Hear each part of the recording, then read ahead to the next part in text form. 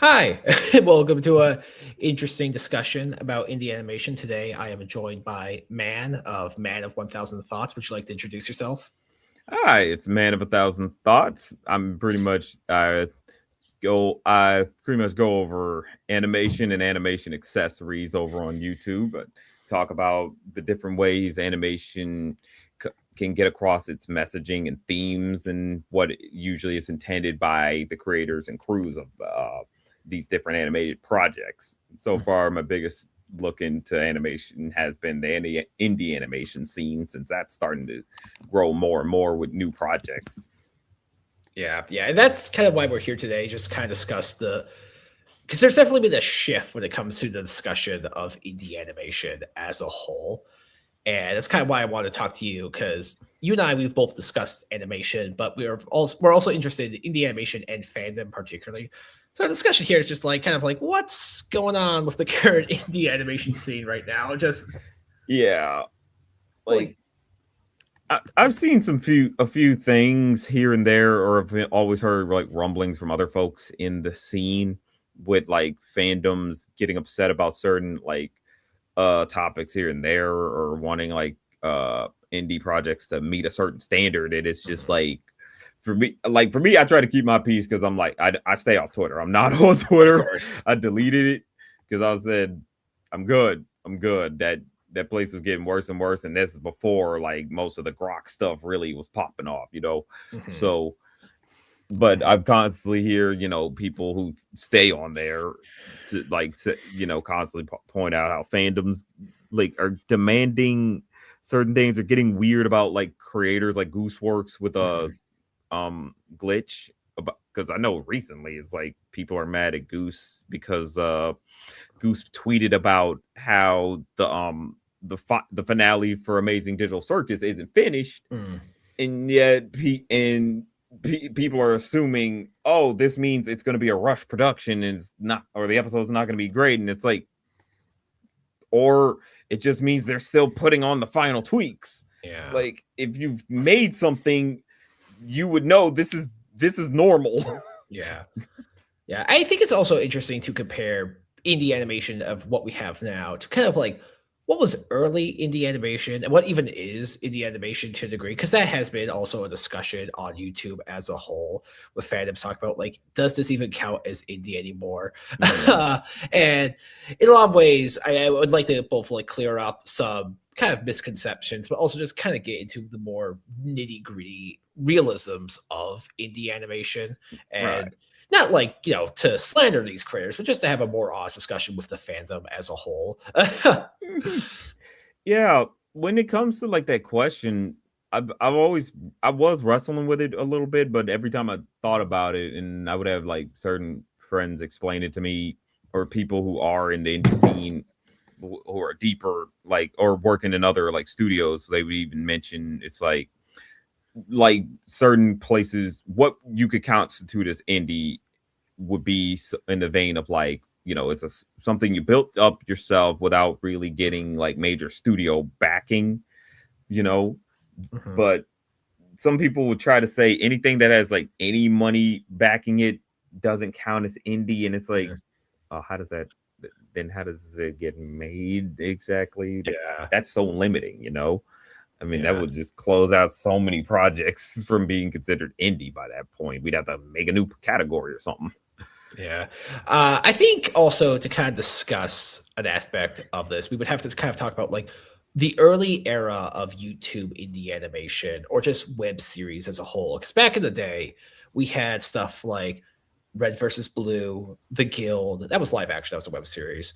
Ruby, Sonic for Hire, Yeah. uh, Smash King, and like other stuff in that era of like this was very nerd adjacent. It was very reliant on you being aware of these characters and series that they were usually parodies or just riffs on, which would probably not get made today due to legal reasons. Just, but something I wanted to discuss. Have you ever seen The Guild? Uh, I'm trying to remember the Guild. That was a live action series. that was a live action series with what's her name? Felicia Day. Yep, yep. I remember watching the Guild because I remember this one joke. It's one dude on like their rival team was doing like this funny dance. Is like turn around, Yeah. take it on. Yeah. Yeah, I remember that. It was a fun show. But Yeah. yeah, those were like those early days of the indie scene that, and it is true, like the nerds were, because they were made by nerds, plain and simple. These were like people who would play pretend in their own basements, or Mhm. they were theater kids, even some, Yeah. like a lot of them were.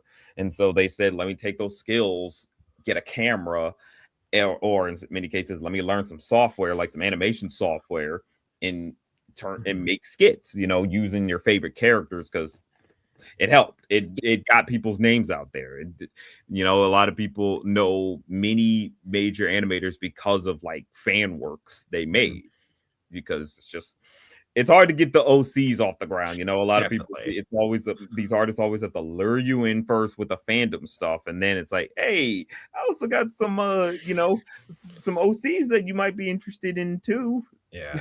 You know. I think the guild is kind of a weirdly important discussion to this.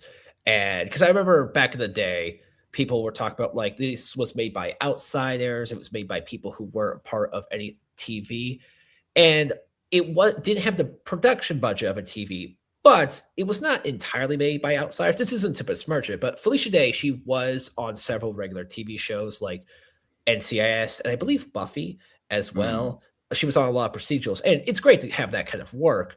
But she did also have connections and people in the industry who helped her out a lot. And it did eventually get cameos from like other people and support of other larger like head of like nerd fandoms.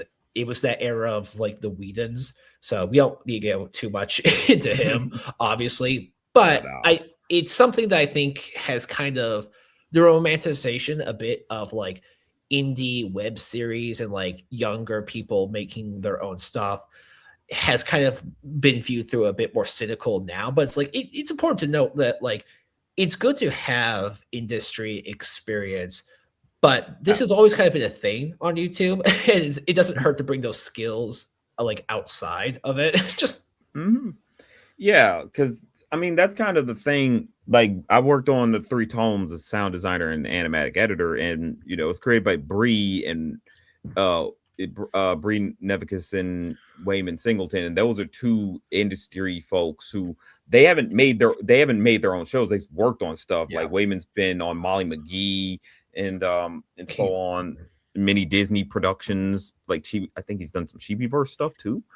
Mhm. And you have Bree, who's been on like Proud Family, worked Yeah. on Sophia and such. Like she's still working on like, and I think she most recently announced that she's currently on King of the Hill. Yeah. So it's like, yeah, she like, and that's a good thing. That type of experience, as someone as me who hasn't been in the industry, working with those two on the three tomes, it was like, oh, they do know their stuff on this field, Mhm. even though they haven't been showrunners before. They stepped in this position with some good knowledge. They've worked with people who've been in this position, so they know. It's like, I know this pipeline. I got it, so I can give this back and pretty much lead the crew to do the job just right. Like what I was seeing Bree, like the way I'm seeing these two move on their projects, it's like, oh, thank goodness y'all got Yeah. experience. I feel secure knowing I'm being led by people who have pretty good experience in this field. Mhm. Yeah. I think I also have an interesting perspective because I do work with a lot of like Disney animators and animators who have interestingly worked on like Prime stuff like Has Been Hotel. And I've also worked on other people's indie projects with people who have had more experience than me in animation. Because full disclosure, my writing experience have been comics and ghostwriting for books in the past. Animation was a fairly new beast to me. Uh, and it's interesting to see the aspect of a lot of animators who do work in the industry aren't really like at this like high, oh, here's this wall between us and like the common folk that I think a lot of people try to present. Of like a lot of them are working job to job or like even doing like a lot of freelance stuff. And there's an aspect of it's just like all animation will learn to a degree, especially when there is like hand behind it, like a Mhm. idea. And I think also you see this kind of interesting like animation, almost like in a bubble with the whole like Ruby and like the red versus blue aspects, because those were technically made by a company by Yeah, Rooster Rooster Teeth. Teeth, which is still technically an indie thing. Uh, and that kind of launched forward. But it was an aspect of like, I know it's kind of an easy common meme to look at like some of the early aspects of Ruby and Red versus Blue and the production issues with it. But you do have to get this was like a show that was working with a fairly small budget at the time. Yeah. And I think people are kind of expecting a much more large production, like a much more like a TV production budget when it comes to a lot of indie shows and like web series and web like affiliate. Because Yeah. yeah, It, it's one of yeah, a lot of fans can have this expectation of wanting like TV quality from these indie productions, and it's just like then you got to give them the money for that. Like that's what Glitch like I think understood when it came to these type of studios. They probably looked at Rooster Teeth and thought, okay, they're good, but they eventually got bought out to be able to mhm, sustain. And but the thing they were doing at least before him was doing a lot of like merchandise, and mhm, Glitch was like, we got to do merchandise because we see there's a market for that type of stuff, and more indie stuff has yeah, started picking up on that. They started copying what used to be a regular practice in like the 90s from anime from like studios and companies where it's like, yeah, make merchandise so people can buy it, keeping it in the zeitgeist, you know. mhm, mhm. I think also when it comes to like your glitches and the Vizzy Pops, or what's her company? Spindle Horse. Spindle Horse, yeah. Yeah. There's kind of there's a person who I've kind of wanted to avoid talking when it comes to the animation, who I can't really avoid anymore because he is weirdly important to the indie animation scene despite not being part of it. That Hmm. man is Louis C.K. Because Louis C.K. kind of started the model for indie TV, and what Glitch and what the Spindle Horse are technically doing the Louis model. The Louis model was he had two failed sitcoms. So he wanted to make an independent show, which would be known as Louis. So he made his own company, and where he was the director, producer, pretty much everything. And he would have a FX funnel the money through that company. So while Louis C.K. himself was making far less money than he would for an average project, he had complete creative control. I won't give too much praise to Louis C.K. because that guy sucks. But Right. effectively, this was the model for a lot of like independent shows and absurdist shows that Mm. like and like in a way like yeah, Glitch and Has Been are kind of following that model to a degree. So this isn't an unheard of thing when it comes to indie like shows that are technically independently produced. Even like what was it? Get Out. That was an independent movie that is technically following the Louis C.K. model. We don't need to talk too much about that guy anymore, but Right. just Yeah. I mean, Get Out definitely does make a lot of sense with going the indie model because it's like this is a very it's a yeah, horror movie that gets a significant push because it's like we have a big name on yeah, this yeah, still. I of mean, course. he hadn't made his big directorial debut. Jordan Peele hadn't made his big directorial debut, but He was known. Mhm, the people knew who he was though. mhm. And I think even he knew it's like I'm gonna play this angle of like you didn't think I could do this, Yeah, it so was a I'm gonna show fairly you I can do this. yeah, it was a fairly cheap movie, all things considered, when you compare it to Yeah, like other horror movies in that era of like your Annabelles and like the movies that use a weird amount of CGI. Just right. Like it's one of those things where it's an indie production that understood. Let's try to let's be within a budget. You yeah, know, let's understand we can't go above what we are trying to do. Let's focus on let's finish this script now because yeah. you see so many and this is like from big studios where they don't have a script ready. Like this was a practice some studios would do, like Disney, where it's like don't do the script, just do like a board and go through from ideas and Yeah, such. But many other studios would copy that, and they weren't good at it. yeah. And thankfully, but I think indies, a lot of indie shows are also understanding. get a script finished first. Mhm. Please have that script finished. Yeah. Yeah, I'm not sure if his later movies are, still independently produced, they might be, uh, but yeah, that's something to look into, but the aspect of independent animation, I think people have kind of a mindset of, like, just anyone making it and kind of ignoring the past experience of the creators. Because you have shows like the big indie animation shows that like broke the internet, which would be like the Lackadaisies, the Has-Beens, I mean, the Amazing Digital Circus, Murder Drones, Murder technically, I want to Drones. say first, Yeah, since yeah, yeah, but like these shows just didn't come out of nowhere. A lot of these creators had a lot of experience in the past. Lackadaisy was a comic that went on for like maybe a decade, maybe longer. yeah, it's been around for so long. Like you can go to the website and still, I think, read it, or at the very least, you could still just buy the book.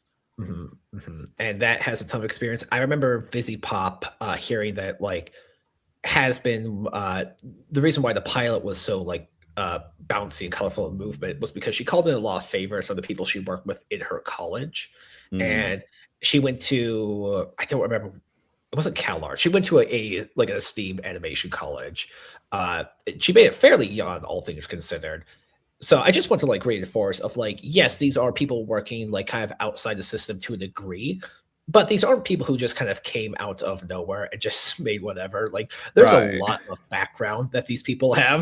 Just Exactly. Like everyone has some type of background somewhere or they have a connection. Like yeah. it's not a simple because we've seen so many people try to just hop into the indie scene and they're trying to make a full series right off rip. And it's like, have you even written an episode before? Mhm. Like, have you worked with anyone else? Have you collaborated on a project or something? Like, who are you? Why should we, it makes people question whether or not they should give you money more because it's like Mhm. we haven't seen much from you.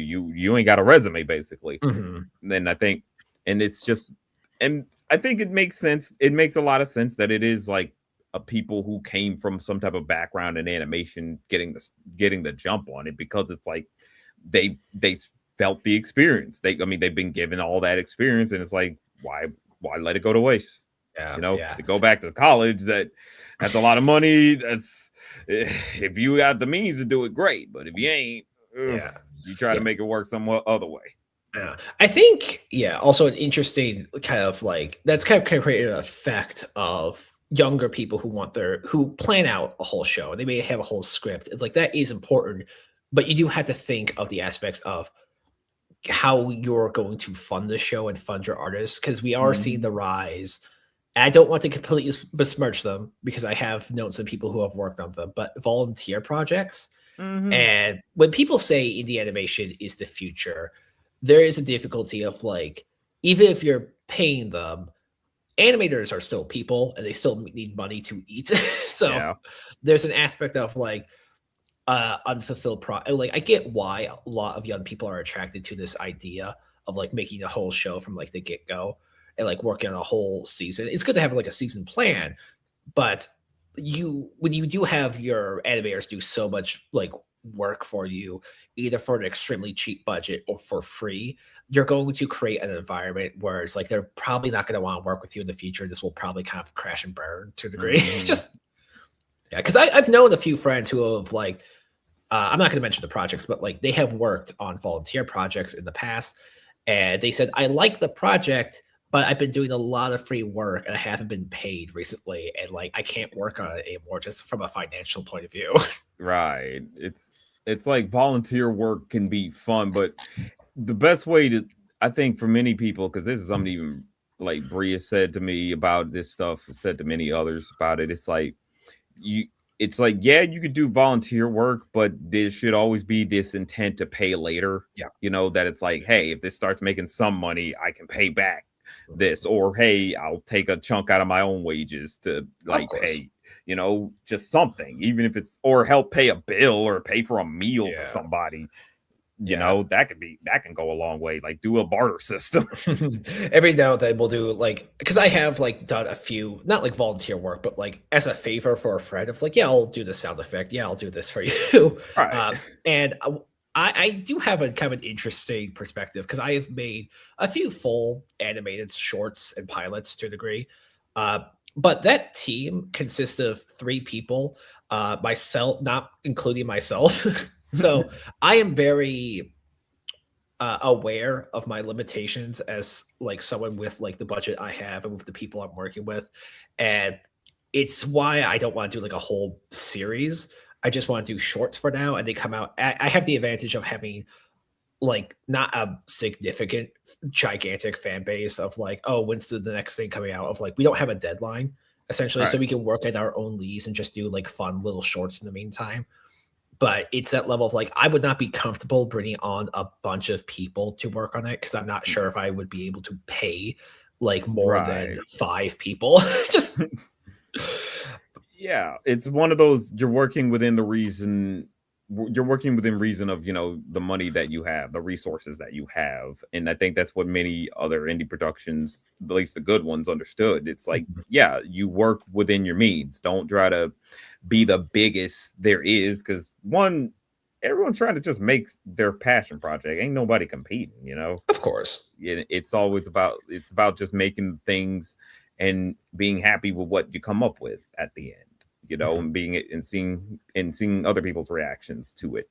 And so many people can get caught up in wanting to make their opus right out the gate. And it's like, are you sure you're trying to make your opus? You haven't made one thing. Just, yeah, like, let's start small, and then, because then it gets bad, because that ends up falling back on the crew with that they end up trying to hire, because it's like, you're trying to make the biggest thing. These are people who want to eat. They're trying Mhm. to eat. They're trying to pay some bills, and it's like, cool that you have a passion project, but what about these people's bills? Yeah, yeah. It's an aspect of like to a degree you do learn more from you should try to make stuff, but you should also learn more from failure. Because like with failures, it's like you have a dead body, you can observe it. There's like forensics and all that stuff. And Mhm. the aspect of like learning how this production gets made. And speaking of like magnum opuses and like people just making their own stuff and the three tomes, we have seen a rise of Animax series. It wasn't the first one that popularized it. It wasn't the first one that made it, That but like trend the what comes into mind as the popular one on the indie scene yeah, with the animatics. pretty please I don't want to be a princess. Well, no, Uh Becky Prim. If you Becky remember Prim. back in the day, that old animatic. Becky Prim. Am I going? Yeah, that was an old one. Oh yeah. Yeah. Oh yeah, I remember that. That was not wow, 9 years ago. Just Yeah, like, that was the one that really started it back then. Mhm. But nobody really chased the trend, because Uh-huh. it didn't really blow up. Mhm. But then you see Pretty Please come in using that stock format, Mhm. and it really popularizes, especially using a fairly, let's say, honestly, a pretty Known trope. known tropes, but I want to say in terms of style, like a pretty familiar but Hmm. welcoming style. You know, Yeah, because like, she did work on Disney projects in the past, yeah, mainly. Big City Greens, I Yes. know that much.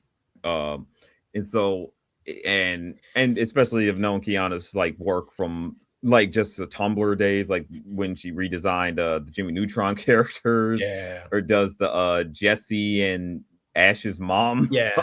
Well, that's uh, actually how 'cause she made Pokemon memes, and that was how I came across her stuff way back in the yeah. day. Just And so it was interesting to see her like coming up with Pretty Please and Ica and such, as the years went on, and then to finally see the Mhm. animatic be made, and it's like, wow, you just kind of did it. Yeah. Like, I remember even she was saying, it's like, I don't really know if I'm gonna go anywhere with this or see it going anywhere. And it's like, are you sure? Like, we're 2 episodes in, and you're like, you are the cream of the crop of the indie scene right now. Mhm. Yeah. You know what I mean? Yeah. I'm not sure if it's fully funded at this point, but I remember also seeing something of like they were planning to get the first episode just like animated of Yeah. like they were probably going to do a Kickstarter for it or they were going to get a studio to do it. I might be Mercury, yeah, Mhm. Mercury's doing the first episode. are gonna animate the first episode now. Yeah, that's very, very cool. But yeah, there's that aspect of it's like, yeah, we are seeing like the aspect of like you don't need like a full 22-minute animated project because I think that's what a lot of people kind of put their like kind of headspace into like we have to have this to get off of like or at least like 15 minutes because those were of course like the Lackadaisy and the Vizzy Pop productions. I was like their pilots were like 22 minutes of like full animation, maybe longer, and Hmm. that's very impressive. Don't get me wrong, that is impressive as someone who's only made it 6-minute animation at most. But you should also know that these were people in circumstances, and it's good that they did take advantage of these circumstances, but they had the Right. circumstances to make these kind of cartoons. Like your average person with like an idea probably won't be. And it's probably a smart idea to start with like an animac if you're going to make something Right. that long. Just Yeah, that's really the thing that broke. I think that's what broke the gates for people is to understand is now they get that it's like you don't got to complete everything. mhm, Like you can just give the idea, and people will be like, "I like this. I'm gonna try to push." Like they'll do. Like the fans will push this stuff for you to get people to say or get studios to even look at it and be like, maybe we should look into that or something. Maybe of we could do course. something, like more and more indie stuff is popping off and getting talked to by studios in some Mhm. cases. Like they can get funding, or in some places they even talk to getting government grants and such, which is real good. Like in California, I know they got like that media like tax credit thing they're doing for like a lot of the animation scene over there. Like I know the new Toy Story is getting millions of dollars in funding, and I'm hoping that's something that can apply to any like indie project Yeah. or anybody can like apply for that. We kind of have that in Chicago, though it's mostly for short films. Like it's kind of rare for animation to get that granted, but still. I know Australia will actually take tax funds and post them to movies and smaller indie productions. Like, Yeah, that's why Glitch gets a lot of money. I yeah, know because they get a lot of money from just the Australian government. But yeah, it's like that's a good move, and that should be a bit of the norms. It's like, hey, yeah. money, the tax dollars going towards the arts. As an That pays American, for jobs. yeah, as an American, I would much rather have my tax dollars go to fun cartoons than war crimes. But you know, Thank you. Like it would be so much helpful. But I think honestly, I think that's something more people are starting to look into, and I think even other states are looking at it because they're noticing it's like, huh, we Mhm. have we've been letting Hollywood run the show for Yeah, like decades on end. When we all like we have studios in all these different parts of this country mhm, that can yeah. easily make stuff and get people on board buying stuff or wanting to be part of fandoms and everything. So it's like let's spread this out. It's a whole industry, but somehow it's consolidated to just two sides of the country. And more Yeah, so to one side than anything. Anyway, like come on. there is a discussion of where the future of Hollywood is going as a whole. There is a discussion of Yeah, like that's it's kind of can of having worms itself. yeah the Detroit car scene kind of as a whole. It's like you put so much time into this one thing here, and now we're kind of like the glass is overfilling with water at this point. And Yeah. just yeah, I will say I did not want to move to Hollywood or LA in general. So it's just like I'm not up like uprooting my life to go to a place that's a lot more expensive. I have many friends who live in LA and I love them dearly, but just It's like I'll visit you. but yeah, But I can't. Yeah, even I've been kind of like, I don't know about wanting to go to Cali with the way with the way them prices are. yeah, the gas prices there are really intense. But Uh, though speaking of like more like Hollywood shows, so to speak. We have also seen a rise of more prominent and well-known showrunners start to make their own like either animatic pilots or just like indie animation stuff or like work for indie animation companies. I think probably the most well-known is probably Dana Terrence, who went from that to Glitch for Knights of Guinevere. Guinevere, yeah, and that's really off the ground. I think that also took those of like Matt Bradley, the creator of Amphibia, who is making Matt his own. Brawley, yeah. Why did I write? Brawley. Yeah, I have no idea why I wrote Bradley. Just yeah, he had a Kickstarter that was funded very quickly as well. It is cool to see these like industry people come over. I have seen some fans, not like fans of like indie animation or like people in that kind of sphere kind of react negatively towards that.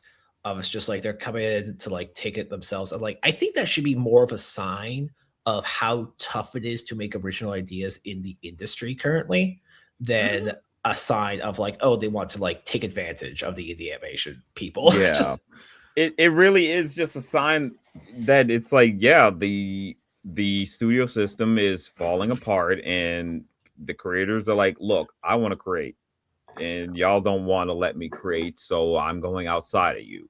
It's yeah, not to say they would never work with the studio of system ever course. again. It's just they got ideas that they're never going to be able to get off the ground through the system. So they're like, because the system wants to focus on remakes and reboots and rehashes, and until audience finally let those remakes and rehashes bomb, Mhm. and like then that's all they're gonna get from the studios. And Yeah. so the creators are like, go indie. That's where I gotta go. I got the fan base, because they're just getting by on their fan base. Matt and Mhm. Dana, like, they got fans. Jorge, they got Yeah. fans that can get them into that could get them their money, so to fund a lot of the stuff. And Yeah. a lot of it's pretty much a case of they're probably going to go the route of, in many cases, like, oh, we make the pilot and then we could pitch it and showcase, hey, we can kind of get this done a little bit ourselves if you throw a little bit of money our way. Mhm. But Yeah. as long as these indie studios or indie productions handle merchandise right. Mhm. Yeah. I think the issue we're kind of seeing now is like there are some creators who do want like larger scale stuff, and like the sad kind of reality we do face is that like it's so tough to get even with a studio like Glitch, it would be very tough to get like a 3-season show kind of made because that would be a lot of money and investment. There is a safety net when it comes to Hollywood to a degree, but Yeah, but it's always fluctuating. yeah, it's like you can potentially sign a contract, and even like even now because there has been a discussion of like how few episodes some series have as a whole, like a standard network TV show or like a streaming show will have more episodes than your standard indie animated series season. Not to like like talk down to indie animated seasons, they're like 8 episodes. That's very impressive, but it's also like, yeah, on average, you get like 11 episodes now. And like back in the day, you got like 22 episodes. Just, Yeah, it does suck that it's like like that's one of the thing the indie scene is like people are gonna have to sadly settle with, is the fact that it's like it is less than yeah. what we were getting at this point. It's how it goes, because one, the indie scene doesn't have the money. It's Mhm, like that. It's you can fund them, you can give as much as you want, you can buy the merch, but a studio system would allow for multiple seasons, and mhm, so it's one of those. It's just sadly the sacrifice to be made for people to be able to have, you know, the artistic control that they want, and for people to also get like these projects that have good enough. I mean, that do have control, so they can get these very enriched stories that don't have too much meddling to of, ruin them. You know? of course. Yeah. And I think this is something we're seeing a lot more now. And kind of my frustration with certain fandom people when they talk about people who work in the industry, whether they're showrunners or just like writers or animators, they're really not getting paid as much as you think they are. Because They're some people not. have this idea of like, why don't you just fund this cartoon yourself? It's like, that's a lot of money. Just, Yeah, it's like it's not as like y'all think every show makes it so much, and it's like if it's a successful show, maybe if mhm, they get paid like extra money, but if the show was like maybe a one season wonder or only a few seasons, yeah, it's chances are they just got paid like every average person, like every mhm, regular working class person, you know? mhm, yeah. Like people have always gotten this impression that just because you work in Hollywood, that must mean you're paid millions. And it's just like I've talked to people who worked in Hollywood. And they're constantly telling me how they're struggling, how they're living paycheck to paycheck. They're still in an apartment that's way too expensive.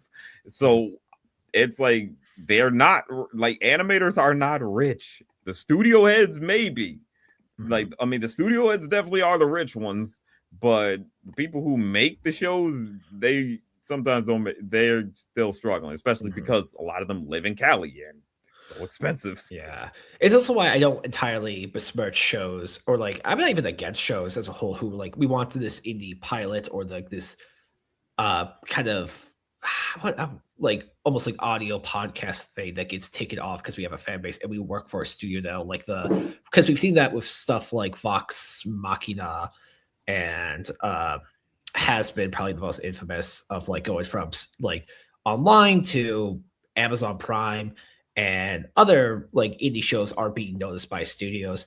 And I think the reality is it's like that's just kind of like there's no you shouldn't besmirch a show for taking an advantage of that or like an indie career because there are people who do want to do genuinely more seasons and it's very tough especially when Hmm. you if it's a much larger scale thing because it and when you do have the fan base for it I would like I would encourage people to take advantage of it if they're still allowed to have creative control but just Right. yeah because it's just like Kickstarters can only go so far. Because we have seen a drop off to a degree when it comes to the viewership of indie animation. Of when you compare, like, this isn't like we smack talk it, but it's like I even just took a few notes of it of just like when I looked at like what the Helma Boss pilot versus like one of its more recent episodes.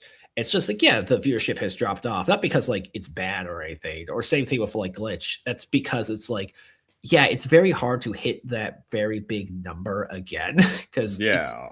in the millions at this point. Just Yeah, it happens even it was happening even with shows back then that it's like yeah, on the initial like impression, you got a lot of viewers because they're wondering, what is this? Once some people figured out what it was and realized ain't for them, they failed. Like yeah, so it's really gonna be hard to get that initial like first impression numbers again. yeah. And That so kind of goes into our next point of more intense fan bases. I maybe not more intense, more like like fan bases that have interactions with creators. I guess is the point. Like kind of strange shift we've seen yeah. in fan bases, which is kind of an unfortunate thing we do have to talk about when it comes to indie animation. Just Yeah, that's always something that I've always been someone who believes it's like you got to learn not to talk to these people.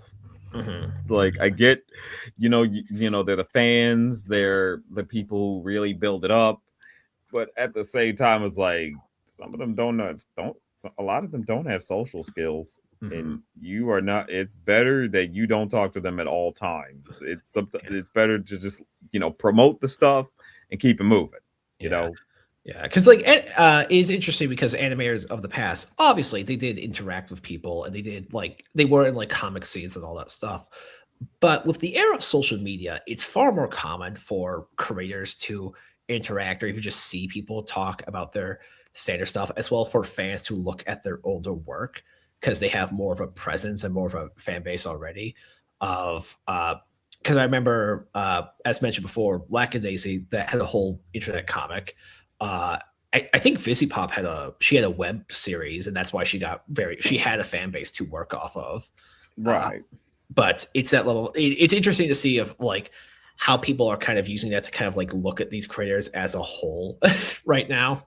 Yeah, like people, it's that parasocial relationship stuff where A it's bit, like everyone wants to see themselves in the people they admire or the people whose positions they want to be in, and and it's just like you gotta just accept that that person is just not you. That yeah, person is doing their own thing, and at the end of the day, you ain't got to look at it.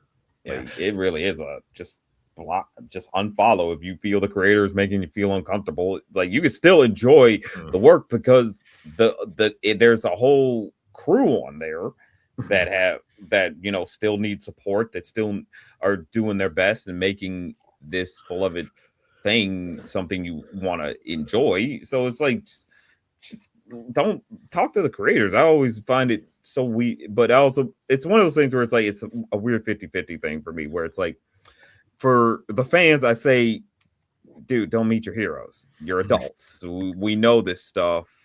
we know it's like these are just people making stuff. They're not your friends. They're not somebody you're gonna have a beer with. They're not somebody you're about to have some pizza, hang out with, and play some Smash Brothers. Mhm. Like they're just making the funny cartoons move.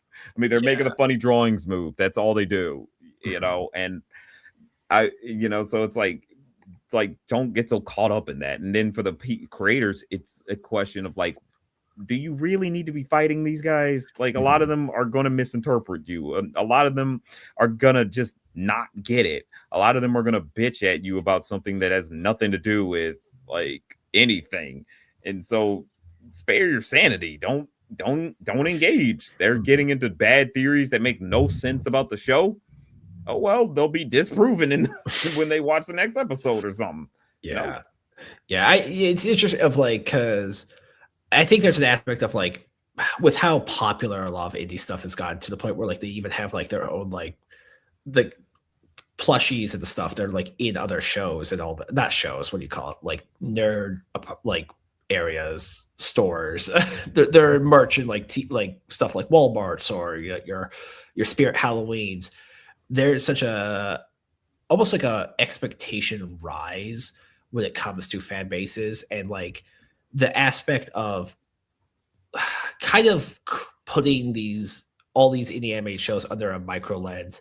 And this kind of gets into a point of the trend of discussion when it comes to indie animation, when it comes to criticisms, is often indie animation dialogue, and they tend to bring Mm, up like a few notable shows. And like because I think the shows that get brought up the most are probably that's Glitch, uh, the Spindle Horse stuff, and I feel like there's another one that I'm not remembering, but like other stuff that's a bit more crass and rude and like all that. But it's like I think it's like it's almost like you're seeing just the rise of internet humor of like these were creators I think in a similar age range. It's like they probably would have had the same humor. They are yeah. more online creators to say the least. Yeah, I've heard about that, but like I said, I'm not on Twitter, so I haven't really seen the full arguments. But Mhm. I don't know. From what my idea of it, I'm just like, I mean, from just the name alone, I'm just like indie animation dialogue. I'm like, Mhm. dialogue, Yeah. just dialogue. Yeah. Like these shows had a specific style that I talked. Are we upset at meta? Because hello, Deadpool. Yeah. Hello, Adult Swim. Yeah. Hello, like Disney, anything like Warner Brothers, Looney Tunes. I didn't really I don't know. It just felt like hearing it sounds like people who hate a certain way of talk and they press that on to other people or projects and try to claim it as, oh, you shouldn't write like this. And it's like it just sounds like you just hate how certain people talk or something. Yeah. I think also the aspect is like when I see people bring up and the examples they bring up, I don't even say like I can't see their point of view to a degree. But it tends to be shows that usually break like 50 million views of like the hyper popular indie animated stuff. They don't really Mm. talk about like other aspects of like your monkey wrenches to a degree or the ebony witches and like other there are other indie animated stuff. There's just a rise of like people kind of only hyper fixating on like a few projects. Yeah, it's always there's always like a big three amongst like fandoms in when it comes to stuff. Like for indie animation right now, the big three is I'd say is pretty please is like glitch text. I mean not glitch text. Ugh, said that wrong. Glitch with Amazing Digital Circus, Spindle Horse with a Hell of a Boss and Has Been. I kind of keep those two in the same kind of ballpark. Yeah. And right now, pretty please Mhm. because everyone's waiting for that to become the next fully next series, Mhm. and it's just one of those things where it's like people just don't live by the Yeah. philosophy of this one taco shell commercial. Why not both? Yeah. Yeah. Like we can have it all. Yeah. We don't need to have like these because to me the big three kind of gives an implication of like competition, A little. against these type of shows, and it's just like why do they are they competing? No, they're just Mhm. making their own things, and a lot of them they're different, far different from each other.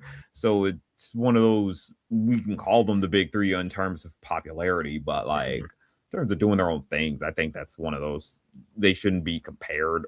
It shouldn't, they should be seen at, and it should be a case of push to see more than Yeah. just the big three. It's like there's so much variety of like of indie projects. You got the Mhm. three tomes, you got your Entangled, you got, we got what's it, Me and My Genie, we got Towards Galaxy's End. Yeah, that got funded too.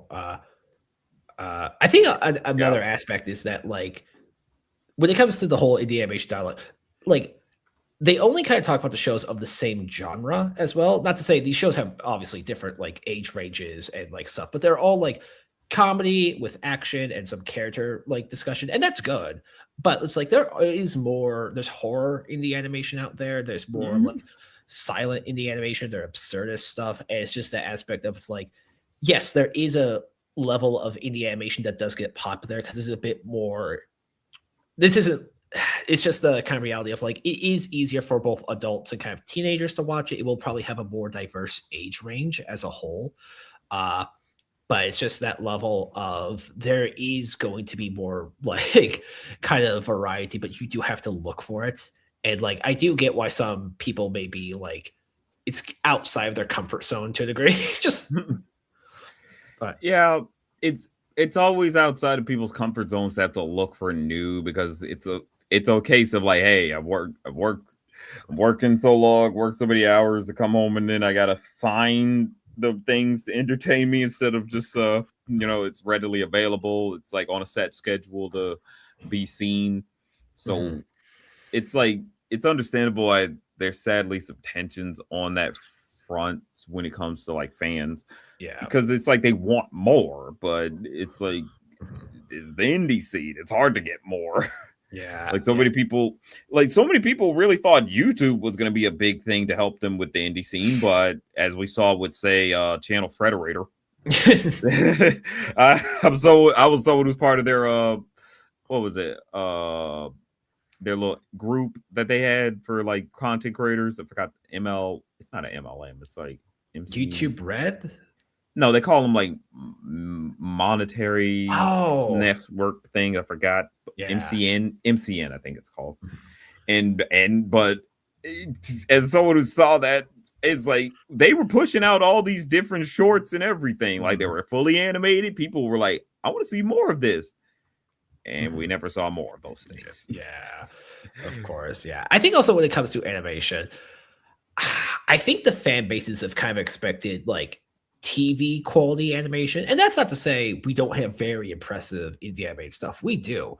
It is very impressive because a lot of these guys do work in other stuff, like actual shows. But it's that level of like when you have so much money, I think the expectation of every show needs to look like a glitch production or like lackadaisy in terms of composition. You're go and like be as long as it is, you're gonna probably get disappointed because I'm not saying like there aren't like super well animated shows. There are, but like that's a lot of time and money to for like a Hmm. 22-minute show when you also have only so much of a budget. Because even Lackadaisy, its pilot was I think it cost like over $100,000. And even that is just like, yeah, we used every single ounce of that. Just Right, like they made sure to use all that money. mhm, mhm.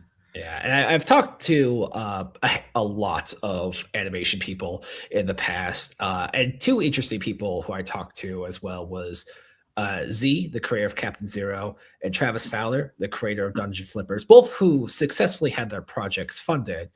And I think it's important to note of just like both their independent experience, but also how long their series were, and the fact that like some of them did have to expand their Kickstarters and to like even find studios to kind of fall back a bit onto, because that's just the Yeah. reality we do kind of face when it comes to uh, a cartoon like this. It's just like there is a chance of like your full thing will be funded, and then you will just kind of hit a wall, and like you might have to like get more money or find a way to get more money.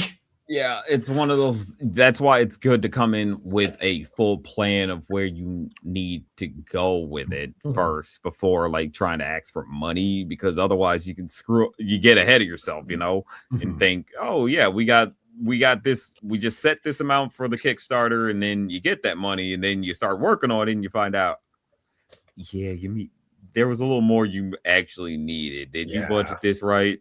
Like, like, there can be a case of, like, people, get very because a lot of people can get very ambitious. They want to have A all the full biggest season. moments. Like, yeah, exactly. Or the episodes are supposed to look amazing at all times. Mhm. They get the Sakuga moment at and different parts of the episode, and it's like Mhm. you're making a tall order that even the TV studios were like, Yeah. Why would we do that?" Yeah.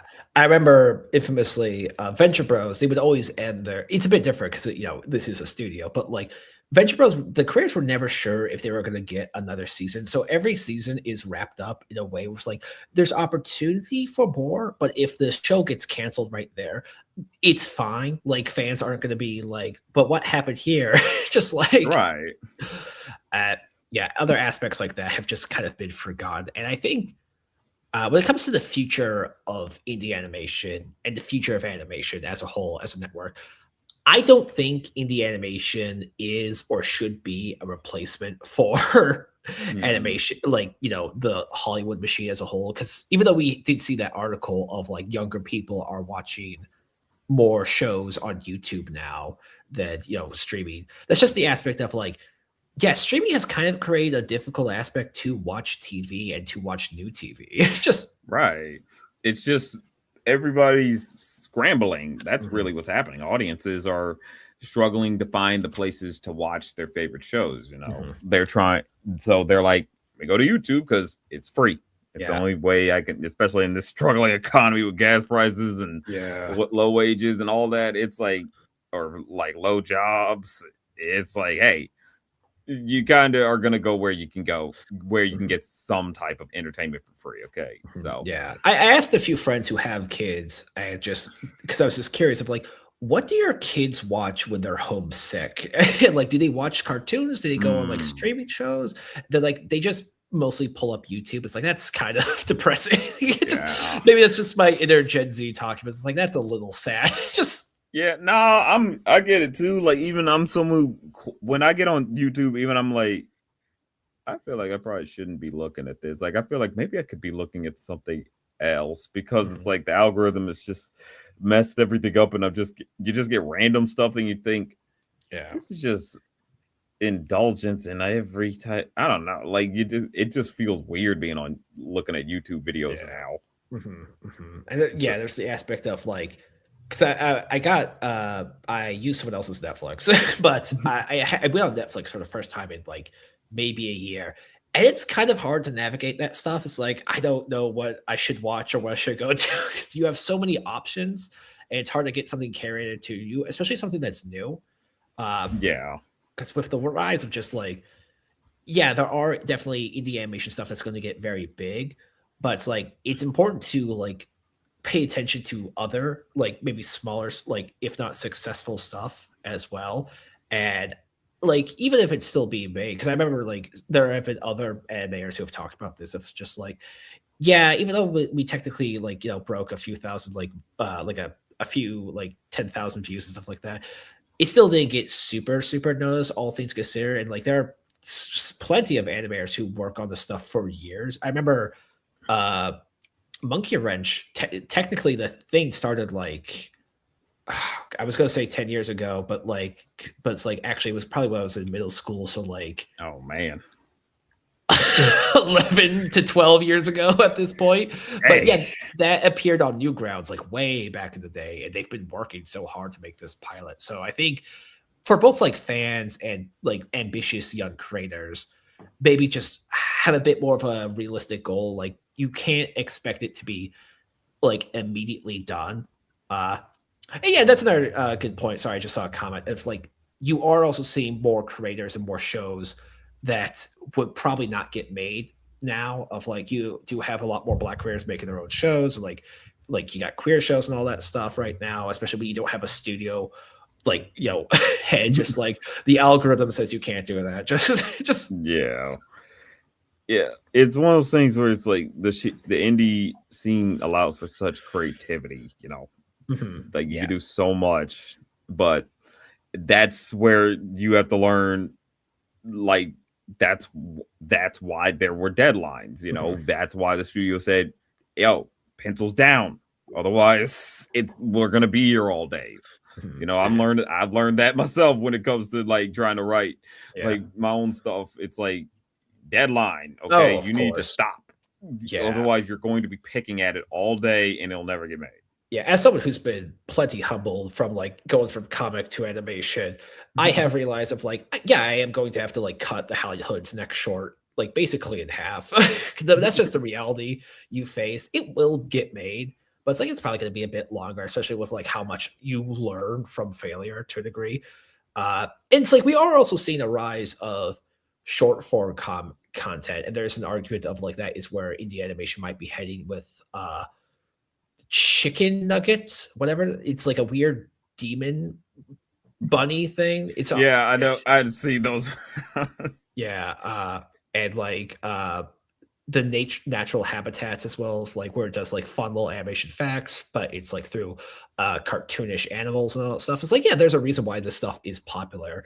But I've also, and like, this is a bit of a interesting, because we are also seeing the trend of the rise of independent, like, short form content creators who work kind of just by themselves, like your Drew Talberts and your Epic the Musicals, which have gotten insanely big, Yeah. to the point where it's getting a TV show, which is very cool. And just, I think it's also an aspect of like, it's so hard to make a more, I don't want to sound like an old man, but like a really good sitcom now is hard to make, especially when you want to make one that's not a mockumentary. Because I feel like a lot of these shows have kind of eaten the classic sitcoms lunch. Because so many sitcoms now are like, they're so bright, they're so like, well, like everyone has makeup on, they all look way too attractive. They I can kind of like, I think a lot of sitcoms now are good objectively speaking, but I think there's an aspect of like, there's a level of authenticity I think is kind of lacking.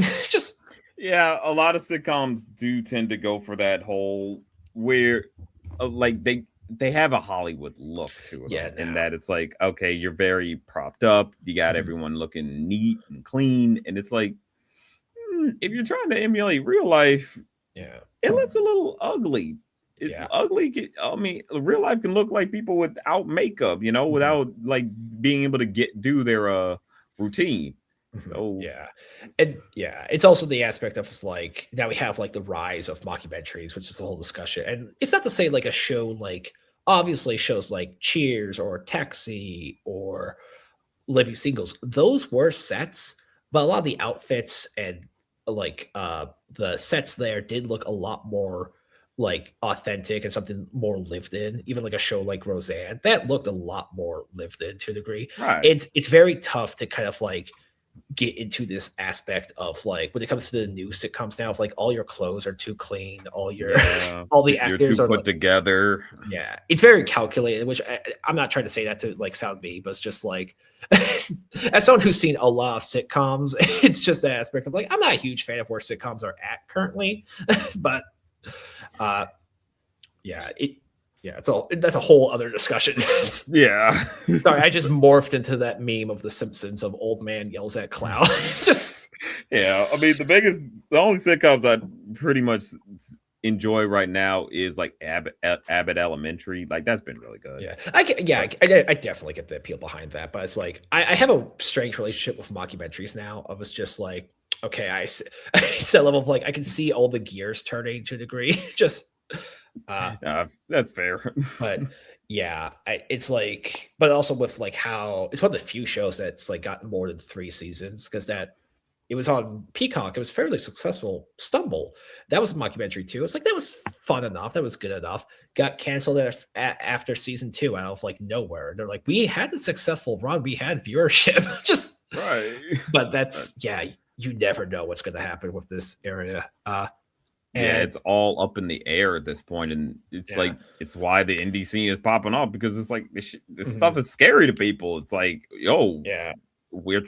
some people are trying to build like careers, trying to make a living off of this, and Mhm. then you got studios just kind of pulling the rug right from under them. But Yeah. like, just like you have a show, and then they could just be like, I don't like it too much, cancel. And it's not because it failed. The ratings usually show that it was doing fine. They Yeah, just or aspects pull the of like plug anyway. mergers as well. And like there's also the whole That, thing of yeah. like with indie animation, kind of disadvantage they have is that they don't have as much time as like a show of the past to figure themselves out more.